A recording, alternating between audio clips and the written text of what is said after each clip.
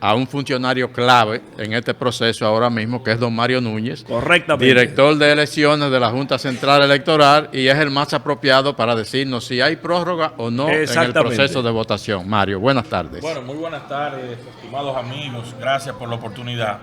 No hay prórroga, porque de conformidad con la ley, nosotros iniciamos la votación a las 7 de la mañana. Tuvimos todos los correctivos, todos aquellos aspectos que nos fueron objetados o señalados en febrero, los cubrimos ahora de cara a la elección de mayo. Y precisamente tuvimos la afortunada situación esta mañana de que los colegios electorales se instalaron a tiempo, porque empezamos ayer a instalar equipos, a distribuir material electoral, y hoy, cuando dieron las 7 de la mañana, la votación empezó en términos regulares en nuestros recintos electorales y nuestros colegios. Entonces ya la votación termina ahora a las 5 de la tarde, y a partir de ahora se cierran los colegios electorales para fines de votación y se abre la etapa del escrutinio. Aunque me imagino que todo el que esté dentro de un colegio, claro, a esta hora se le permite votar. Claro, si llegada a las 5 de la tarde todavía hay personas en fila, el presidente o presidenta de ese colegio electoral toma como referencia a esos electores, tiene la cédula de ellos y los invita a pasar, ¿verdad?, para que puedan ejercer el voto. Pero solo los que estuvieran en la fila al momento de llegada a las 5 de la tarde. Dos cosas importantes, Mario, ahí que estás planteando. Primero, hacer un poquito de retrospectiva. Hubo mesas, por ejemplo, en Reino Unido, en Ámsterdam, en el Bronx, en Nueva York, en donde no se pudo iniciar la votación a la hora contemplada, que fueron pequeñas excepciones porque en sentido general hubo un inicio a tiempo en el grueso de lo que fueron los colegios electorales. En ese sentido no hubo, no hay, ni se contempló algún nivel de prórroga para compensar el tiempo perdido. No, fíjese un elemento muy importante, ese elemento. Ahora, ¿qué nosotros hicimos? Colocar suficientes casetas o podios que pudieran permitir la participación de varios electores de manera simultánea. Para compensar. Entonces, nosotros con eso reducíamos en términos de cantidad, redujimos en términos de cantidad los electores que estaban en fila. Entonces, cuando tú tienes un colegio electoral con 2 casetas, tienes 2 electores de manera simultánea. Pero si habilitas 3 casetas y hasta 4 si fuera necesario. Funciona el doble de rápido. Exactamente. Entonces, la situación, específicamente en el Bronx, eran unos 13 colegios electorales. Primero se habilitaron 6, luego ya a la 1 de la tarde estaban operando los 13. De manera muy efectiva, de manera muy dinámica. Y entonces nosotros entendemos que con el flujo y con la infraestructura montada, el cúmulo de electores que había ahí en ese momento pudo fluir con absoluto dinamismo. Mario, tú como director de elecciones has estado, me imagino que a pies juntillas ahí, siguiendo el proceso. ¿Cuál es el reporte que tiene a nivel nacional a este momento? Mire, una valoración muy positiva. Nosotros, en términos de la organización electoral, debemos decir que el engranaje de la Junta Central Electoral funcionó desde su más alto nivel, que es el Pleno de la Junta Central Electoral, hasta cada una de las juntas electorales en el territorio nacional. Porque no se debe dejar de lado la información de que cada junta electoral en los municipios y en el Distrito Nacional tiene una responsabilidad particular de montar el proceso en su demarcación. Y entonces ha habido una entusiasta participación de todos y todas, porque resulta que el día de las elecciones es para nosotros la celebración de una fiesta cívica, pero también es la conclusión de un trabajo que se ha organizado con tanto tiempo de antelación. Nosotros tenemos una elección el 19 de mayo, como lo manda la Constitución, el tercer domingo de mayo. Si ninguna candidatura presidencial obtuviese el 50+1 de los votos, entonces se celebraría una segunda elección el último domingo de junio. ¿Qué resulta? Para nosotros, en términos de organización electoral, este 19 de mayo representa la culminación de esta etapa del proceso. Entonces, poder articular tantas personas a la vez, estamos hablando de la interacción de más de 160,000 personas participando en el proceso electoral. Mire, 92,000 aproximadamente como parte de los colegios electorales. Nosotros dimos apertura a 16,726 colegios en el ámbito local y 1,566 en el exterior. Hablar de más de 55,000 efectivos de las Fuerzas Armadas y la Policía Nacional que formaron parte de la Policía Militar Electoral. Hablar de más de 8.000 técnicos de recintos, tanto en el ámbito local como en el exterior, hablar de facilitadores de recintos, hablar de coordinadores de recintos, que tuvimos 2.227 empleados nuestros siendo administradores del proceso electoral en cada uno de los recintos, en términos de articular las estrategias organizativas con los facilitadores, tener una interacción con los delegados de recinto de los partidos políticos, pero también tener una interacción con los miembros de la Policía Militar Electoral para que todo el mundo cumpliera con eficiencia su labor. Yo creo que ha sido un engranaje importante. Hablar de más de 1.400 miembros de juntas electorales que tuvieron la responsabilidad de montar el proceso en su demarcación y de dar seguimiento a ese proceso, yo creo que ha sido una jornada sumamente exitosa. Y entonces la ciudadanía, todavía no tenemos cuantificada la participación, porque eso lo vamos a saber con los resultados, pero entendemos que el hecho de que la ciudadanía acudiera también temprano a participar del proceso, yo creo que es una demostración de que nosotros los dominicanos podemos exhibir un alto nivel cívico y un alto nivel de participación. Sin embargo, Mario, no quiero dejar en el aire una parte de la respuesta que dabas respecto al proceso de cierre de votación, y es que en algunos niveles de elección la mayoría de contratiempos se ha dado cuando se cierra el horario de votación y por alguna u otra manera o forma quedan personas en el tema del área. La pregunta sería: ¿cómo es que se va a dar cabida al que está dentro del recinto o en fila para el colegio, que sería la mesa electoral, que son cosas distintas? Así es, muy interesante, porque hay una distinción que hay que hacer. Correcto. No todo el que está en el recinto está llamado a votar a la hora del cierre de las 5 de la tarde. Está llamado a votar aquel o aquella persona, aquel o aquella electora que se encuentra en la fila del colegio a la hora del cierre. Okay. Esa persona es la que todavía tiene derecho al voto, porque al momento de llegar a las 5 de la tarde estaba ahí presente. Okay. Es interesante y le agradecemos esa aclaración, porque ciertamente se puede dar la impresión en la gente de que el que está ahí adentro puede votar, y no es así. Me imagino que el presidente de la mesa sale, recoge todas esas cédulas y ya esos son los que van a votar. Exactamente. Sí. Mario, con relación al proceso del 2016, ¿qué innovaciones tuvimos en este proceso electoral para que fuera más ágil incluso? Bueno, con respecto al 2016, nosotros tenemos elementos muy comunes. O al 2020. En el 2020. Me fui muy para atrás. Sí, Pero yo pensé que adrede, porque con el tema de pandemia había un tema especial ahí. Y déjeme decirle que el 2016 trajo elementos novedosos que hoy la Junta ha rescatado. Por ejemplo, el voto penitenciario. Los primeros ejercicios se hicieron en el 2016 con 1.800 inscritos, votaron 1.300 personas. Ahora en el 2024 hicimos ese mismo ejercicio del voto penitenciario y empadronamos a 4.296 personas en esos 21 colegios penitenciarios. También nosotros estamos desarrollando en este proceso lo que fue el voto en casa. Lo hicimos en el 2016 y también lo implementamos ahora. Y en aquella ocasión 101 personas se empadronaron. En esta ocasión nosotros tuvimos el empadronamiento de 111 personas, pero luego se redujo a 98 porque algunos de los familiares decidieron no permitir la entrada de personas a su casa, y entonces dijeron que ya no se iba a votar en casa en esos casos. Entonces los 28 ciudadanos y ciudadanas tuvieron la oportunidad de votar en sus casas. Otro aspecto importante fue mi primer voto. Nosotros entregamos un certificado de participación a los votantes que por primera vez ejercieron el voto. Ahora bien, comparando con el 2020, nosotros tenemos un elemento importantísimo, que ya lo pusimos en una primera ejecución en las primarias, luego lo fortalecimos en las elecciones de febrero, y ahora estamos también sustentando nuestra fase culmen del proceso en el EDET, el equipo de escaneo, de digitalización, escaneo y transmisión de resultados desde los colegios electorales.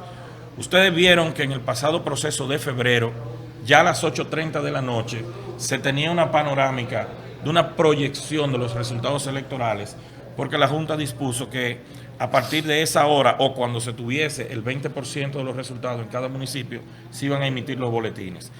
Eso se debe a que la novedad de estos procesos del 2024 ha sido la colocación de equipos en cada colegio electoral para desde ahí digitalizar los resultados, es decir, el escrutinio se convierte en data electrónica Viva. de una vez desde el colegio electoral. Así es. Antes eso había que llevarlo a la Junta Electoral, procesarlo en la Junta Electoral y emitir los boletines desde la Junta Electoral. Ahora, ¿qué está pasando? Que el resultado electoral se genera en el colegio y desde el colegio viaja a nuestro computador central. ¿Cuáles son los beneficios? Primero, tenemos la data íntegra. Segundo, miren, una novedad, una información que pasa de soslayo con respecto a las elecciones de febrero, es que nosotros no tuvimos descuadres. ¿Por qué? Porque LD obliga al colegio electoral a que cuadre los resultados, porque si no, no puedes terminar con el equipo, con las operaciones del equipo. Entonces los resultados se cuadraron. Miren, bueno, usted que ha tenido experiencia, y ustedes que han tenido experiencia en la dinámica de las juntas electorales, recordarán que el descuadro representaba hasta un 30% de los colegios electorales. Es decir, de cada 10 colegios, habían 3 colegios con errores. En las pasadas de febrero no tuvimos esa situación. Por demás, y esto sí, yo les digo a ustedes, a mí no me gusta ser muy lisonjero, no soy muy dado a eso, pero yo creo que una medida importante que tomó el Pleno fue precisamente la del EDET, porque eso permitió que a una semana de las elecciones de febrero, o sea, las elecciones fueron el 18, domingo 18, ya el viernes 23 de febrero nosotros habíamos hecho el cómputo definitivo. En los años que yo tengo de experiencia en la Junta, eso nunca lo habíamos podido lograr en una semana. ¿Por qué se pudo? Porque los resultados electorales se generan en el colegio, se cuadran en el colegio y se transmiten desde el mismo colegio electoral. Entonces nosotros creemos que hemos fortalecido la figura del EDET para este proceso electoral y pensamos que ya a partir de las 8 de la noche la sociedad dominicana empezará a recibir resultados que en la medida que se vayan consolidando, pensamos que en el término de esta noche ya nosotros tendremos una panorámica muy bien definida de cómo será el resultado. Permítame, Mario, darle la bienvenida a nuestro coordinador, nuestro querido hermano y amigo José Luis Mendoza, que se integra al panel para este conversatorio ya final sobre el tema electoral. Mario, no quiero desperdiciar tu presencia acá como director de elecciones porque hay algo fundamental y pudimos verlo en toda la transmisión matutina especial desde la Z101 como cobertura internacional y nacional. Y era el tema de que pese, por ejemplo, en el dominicano en el exterior, un empadronamiento que llega a casi 800,000 y tantos de hábiles para votar, se percibía una baja votación que no lograba o impactar o encantar o convocar al dominicano en el exterior. Lo propio en algunos segmentos en República Dominicana también, que en la mañana parecía una participación más pobre, aunque se incrementó en la tarde. ¿A qué tú entiendes que obedece? Que pese a lo robusto del proceso que ha montado la Junta Central Electoral, muchos dominicanos de aquí y de allá no se han interesado por participar en ese privilegio que es votar. Claro, mire, importante eso, señor Michel. Mire, en la República Dominicana cuenta con un robusto padrón en el exterior, que nosotros en términos de inscritos en el padrón, nuestro exterior representa un 11% del electorado. Es decir, es la segunda demarcación en importancia ahora mismo, si lo vemos el exterior como una provincia, solo superada por la provincia de Santo Domingo. En términos electorales, ya el exterior en su conjunto sobrepasó al Distrito Nacional y a Santiago. Óigase bien la dimensión que esto tiene. Ahora, ¿cuál es el elemento que uno, así como técnico, ahora de manera improvisada, yo puedo encontrar como elemento débil para la participación? Y es que ustedes saben que la condición del dominicano en el exterior no es la misma que la nuestra aquí, y por demás, nuestra Constitución y sobre todo nuestra Ley Orgánica de Régimen Electoral establece que el día de la elección tiene un carácter no laborable. O sea, la ley dice, el día de las elecciones no se trabaja, no se elabora, pero aquí, allá, nuestros dominicanos allá, si tienen que trabajar el día de la elección, se ven imposibilitados. ¿Tú entiendes eso, no? Entonces, fíjense que tradicionalmente, fíjense la importancia que esto tiene, que tradicionalmente en el exterior vota un 50% del empadronado, pero la votación local con respecto al nivel presidencial, ronda el 70%. Quiere decir que si un dominicano aquí vota tiene un nivel de participación del 70% y un dominicano allá que no tiene la facilidad que tiene el de aquí y vota un 50% allá, quiere decir que allá también es bien alta la participación. Fíjese que con las limitaciones que tuvimos en el 20, el promedio de participación fue aproximadamente de un 27%, porque de un 23%, perdón, porque un 27% en los Estados Unidos, pero fue un 18% en Europa. Entonces, cuando equilibramos con la circunscripción 2, entonces el promedio de participación en el 20 fue de un 23%.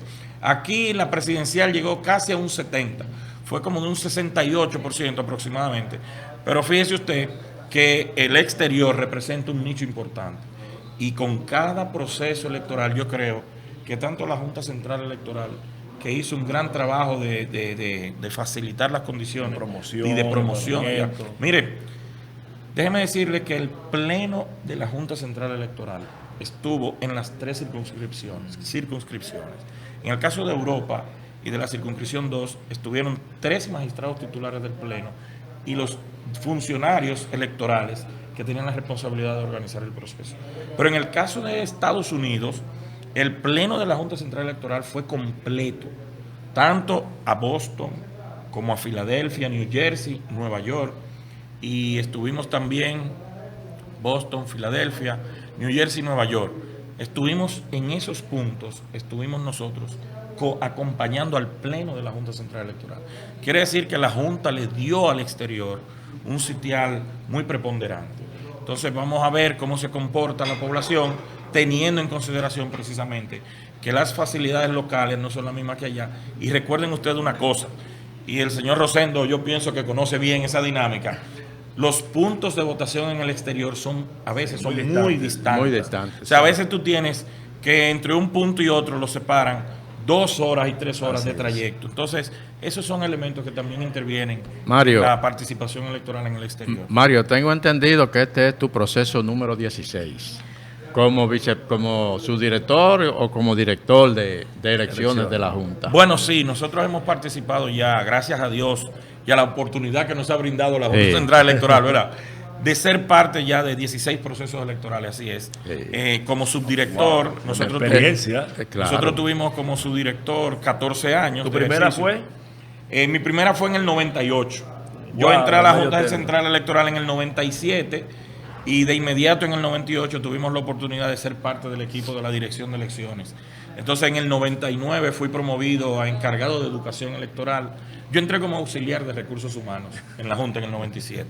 Luego fui promovido, entré a elecciones de manera temporal y en el 99 fui promovido a encargado de educación electoral. Ya en el 2003 entonces fuimos promovidos a subdirector y en el 2017 ya a la condición de director que todavía hoy... Aunque el cierre de la votación prácticamente se acaba de producir, yo creo que no es ociosa la pregunta para aprovechar esa gran experiencia que tienes porque conoces todas las variaciones que se han dado en los procesos de votación en República Dominicana desde el cierre del siglo pasado hasta hoy. Y uno de los puntos que hemos visto con mayor nivel de preocupación es el tema del voto preferencial, porque genera una situación de canibalización y de privilegiar lo más popular, más no lo más idóneo para el sistema electoral. ¿Qué valoración tienes tú desde la perspectiva técnica, estrictamente, de la conveniencia o inconveniencia de ese voto preferencial? Mire, esa también es otra interesante pregunta, porque eso debe mover a reflexión a la comunidad política. Miren por qué. Porque el voto preferencial, y tuvimos nosotros la suerte, el privilegio de ser parte de ese equipo que trabajó en la gestación de las primeras disposiciones del voto preferencial. Recuerdo por allá, por el año 2001, cuando se dictó la resolución 5-2001, en julio del 2001. Nosotros en ese momento combinamos el voto preferencial con las circunscripciones electorales. Yo recuerdo que ustedes eran actores de primer orden con ese tema, lo recuerdo. Entonces resulta que en aquel momento no estaba vigente, no había sido aprobada la ley de partidos políticos. Entonces, ¿qué pasa hoy? Y esto es una opinión, incluso yo soy un poco irreverente al opinar de ella, porque yo me debo a un pleno, yo me debo a unas autoridades, y yo no puedo fijar posición aquí, en este respetado medio, porque está hablando ante ustedes el director de elecciones, y estamos hablando en calidad de representación de la Junta. Pero yo me permitiría hacer, vamos a decirlo así, a darle una dispensa, en el ámbito académico, Exacto, pero no se lo pregunté así. nosotros nos permitiríamos hacer una reflexión. Miren, antes de la entrada en vigencia de la ley de partidos, el voto preferencial era un elemento muy efectivo para que el votante pudiese elegir, el representado poder elegir a su representante. Pero ¿qué pasa? Con la entrada en vigencia de la ley de partidos, el voto preferencial se constituye en algo que usted llamó el canibalismo. Así es. Mire por qué. Porque la ley de partidos obliga a que las organizaciones políticas celebren procesos internos para la elección de sus candidatos y candidatas.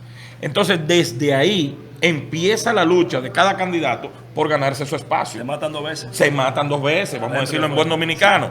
Primero hay una lucha interna, que en términos, y vuelvo a decir, estoy hablando de Don Rosendo siempre ha sido un defensor del trabajo de uno. Estamos hablando en términos académicos. Mire, eso ha traído como consecuencia en ocasiones, una rivalidad a lo interno de las organizaciones políticas, porque el que pierde en unas primarias se siente lacerado. Claro. Entonces, su motivación de participar se disminuye con respecto a su organización política. Entonces, ¿qué planteó la Junta en un momento determinado?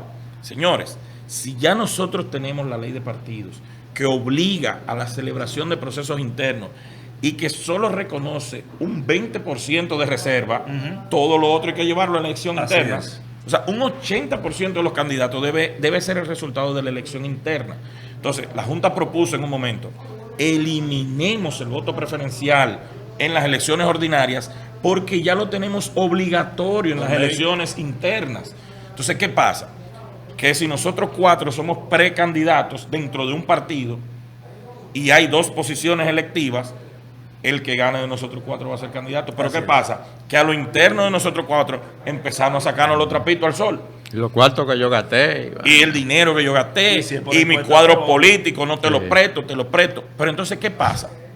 Que después que ganamos nosotros 2 internamente, ahora vamos a una elección ordinaria a pelear nosotros 2 por la posición del partido, pero en contra de aquellos candidatos que están allá enfrente con otro partido o con otros partidos. Y con los mismos problemas. Y con las mismas situaciones. Entonces, en este ambiente académico nosotros también entendemos que sería importante hacer una evaluación de la pertinencia de esa figura importante, porque esa es una figura que el electorado dice, yo quiero que ese sea mi representante, o que esa sea mi representante. Vuelvo y digo, vamos a esperar que mis magistrados no hayan escuchado este comentario, porque yo no quiero... yo no quiero que nos echen la culpa a nosotros. Sí, por favor, porque me provocaron académicamente. Y yo no quisiera que nuestros superiores, los magistrados del Pleno de la Junta, me digan a mí qué hace usted opinando de lo que usted no debe. Pero quiero señalar que como ya la Junta intentó presentar un proyecto donde eliminaba esa figura en las elecciones, que sea de la reflexión de todos y todas. Démele saludo a la doña. Dígale que el americano le mandó saludos. El americano, ay, sí. Usted me dijo los otros días, mira, dímele a Rosendo que me puso a parir de nuevo. Señores, don Mario, muchísimas gracias por señor director nacional de elecciones de la Junta Central Electoral, ha estado con nosotros. Nos vamos a la pausa, continuamos enseguida. Un placer.